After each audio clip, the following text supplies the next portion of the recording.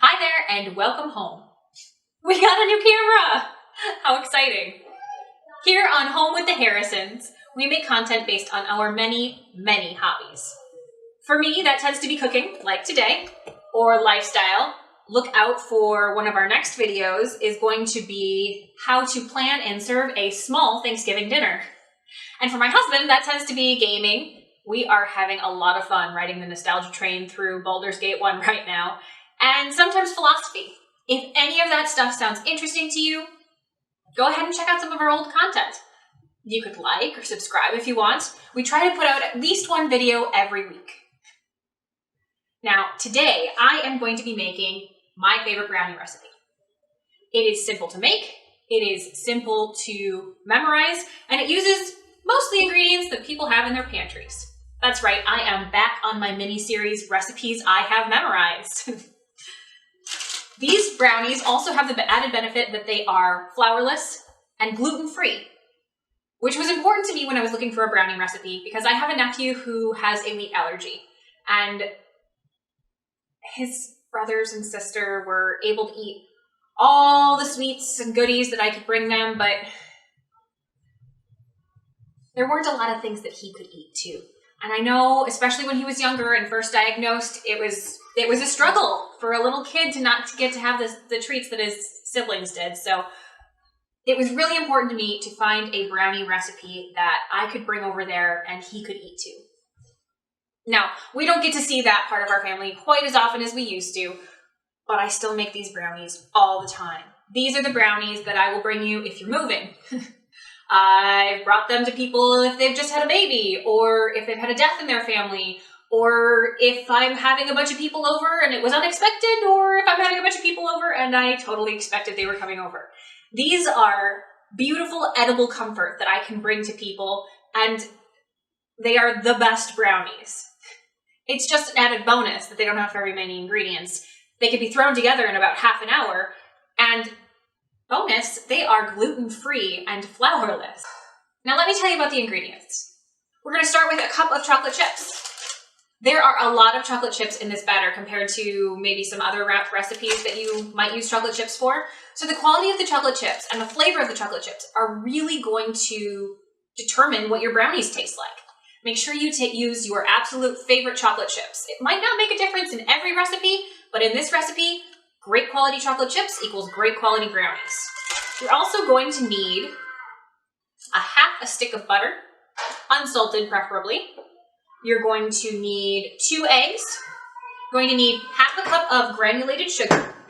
You're going to need a teaspoon of vanilla extract, a 1/4 cup of baking cocoa, and 3 tablespoons of cornstarch. That's all you need. And yes, those are going to come together to a nice smooth brownie batter that bakes up into these delicious fudgy brownies. Now these are the equipment we're going to need. We're going to need 2 bowls. Your bigger bowl you're going to want to make sure is microwave safe.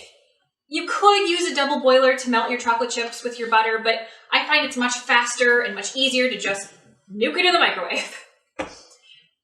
We're also going to need a 8x8 for this recipe. If you double the recipe, you can still use it. You're just going to need to use a 9x13 pan in that case. And then also, I like to stir this all up with a whisk. Now that I've introduced all of our ingredients and our equipment, let's get cooking. Okay, so what I'm going to start with is melting the butter and the chocolate chips together. Just take the half stick of butter. Get all the pieces of paper off, because that one was sneaky. And yes, I know this is a 2/3 cup measurement apparently. I'm going to fill it 1.5 times so I can get 1 cup of chocolate chips.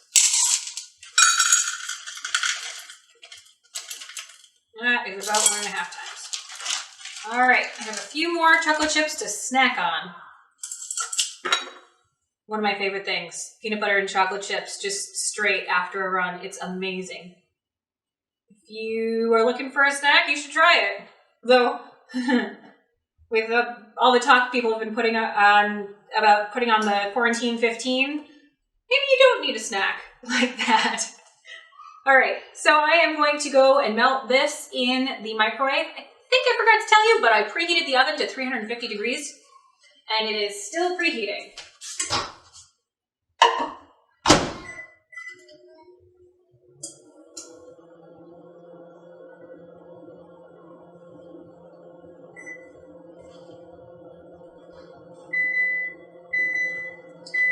Well, that's not preheating anymore. While that is melting, I am going to take my other bowl and to put my 2 eggs.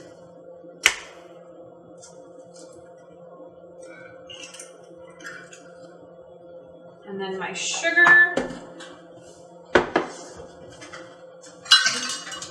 Grab my half-cup measure here.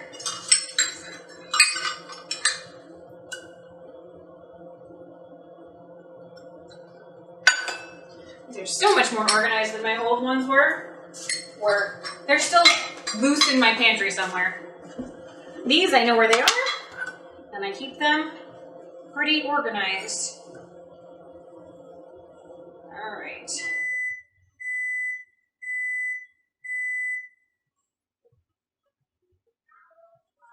All right, so there's a half a cup of sugar with the 2 eggs. Meanwhile, I'm going to take this out of the microwave and just start to stir it. I put it in for a minute. Maybe enough, it may not be. I find that on colder days like today, I often have to put it in for a little bit longer before it's nice and smooth. And yeah, that's going to need like another few seconds.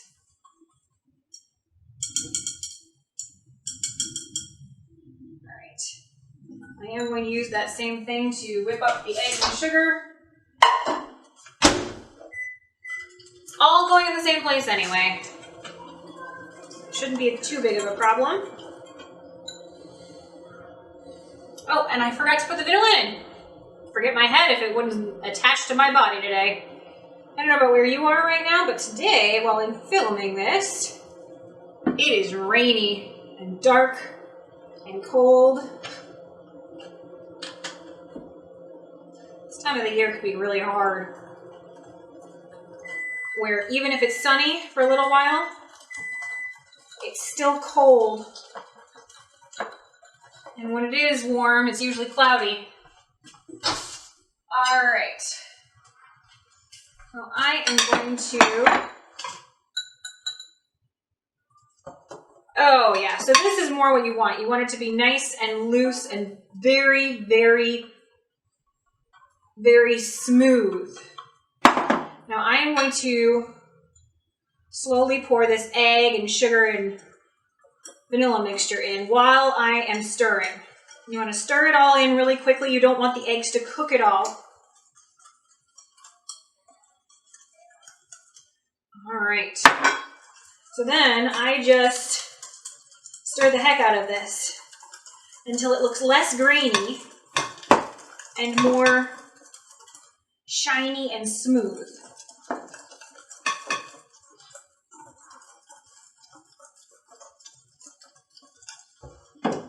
I don't know if you can see that.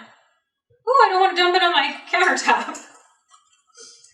It's getting less grainy and more shiny and smooth the more that I stir it. And now, I got some chocolate on my finger. Now I am going to put in the dry ingredients.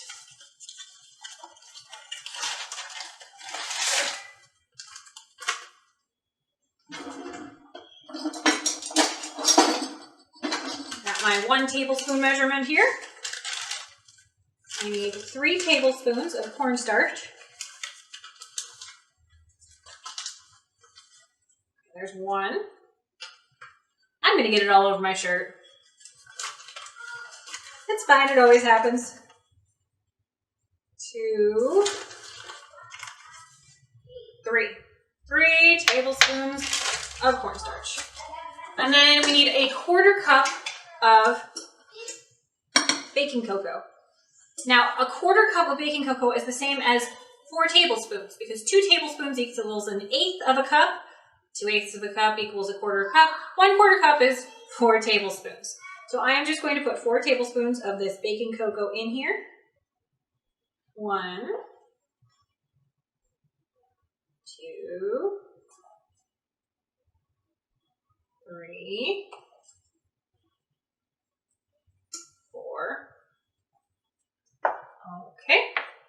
And now I'm going to carefully, because my bowl is too small, I usually have a bigger bowl that I use for it, but it's being used for something else in my fridge right now. Of course. It's a good thing I am not making a double recipe today, I guess. That's all I can say.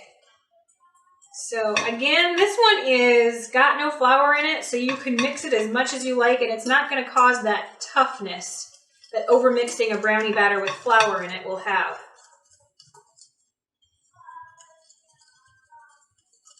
All right.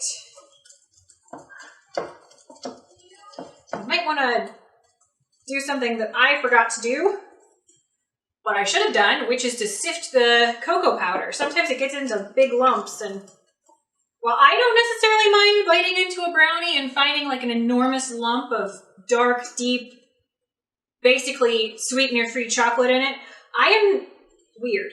I am not most people. So make sure that you get any lumps and sift out your cocoa powder before you put it in. Don't be like me, guys. All right, so the batter will be, you know, it's about as thick as a normal brownie batter. It has some resistance to the whisk, but it is still a batter, not a dough. Oh, my mom would not be happy with me. I have not been putting my ingredients away as I've been using them up. I will just put them aside for now. Put them away when I'm done. Oh, this isn't ready to be put away. I have got to spray my pan. Make sure you spray this. This is very, very sticky. If you forget to spray it, you will probably end up with like gooey, fudgy brownie chunks that come out of the pan with not as much structure as they need. And that's not what we want. We want them to still be brownies, you know? So at this point, if you want to add anything else to your brownie mixture, you know, if you like nuts, or I like to put walnuts in sometimes, or like I said earlier, my husband likes the rainbow sprinkles on them sometimes because he says it makes them sweeter. Because he is not a dark chocolate fan. And these are very rich dark chocolate fudgy brownies that are a little bit not sweet enough for him. If you find that these are not sweet enough for you, go ahead and increase the sugar. The place that I found the recipe was a blog called Running with Spoons, and I will link the recipe and the blog down below. I've changed it up a little bit based on what ingredients I've had the first time I made the brownies and how much I liked that. And yeah, basically if something has sugar in it, I usually decrease it a little bit. I'm just not a huge fan of things being so sweet. But I am going to, there is more brownie batter in there. Give me a second, I'm going to scrape it out. Why didn't you guys tell me my microwave was open? Man, I feel like my fly was down or something. Embarrassing. All right, let me scrape all this gooey brownie goodness into this pan.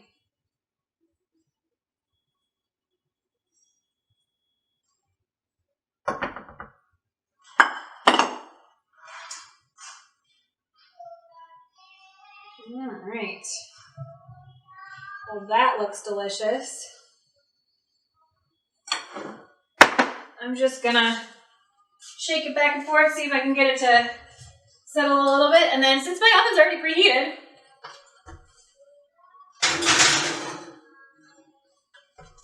pop, in it goes.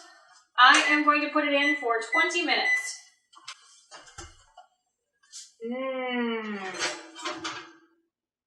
Those look just about done. It was a little less than 20 minutes. Like I said, my oven is ridiculously hot. So I don't know if you can see that. Can you see that papery crackling on the top? And once I cut into these, they are going to be so gooey and delicious. Thanks for hanging out with me in my kitchen today. I hope you bring this pan of edible comfort to somebody who needs it as soon as it's safe. Keep wearing your masks. Keep following best practices. Be safe. Thanks for watching today. Bye.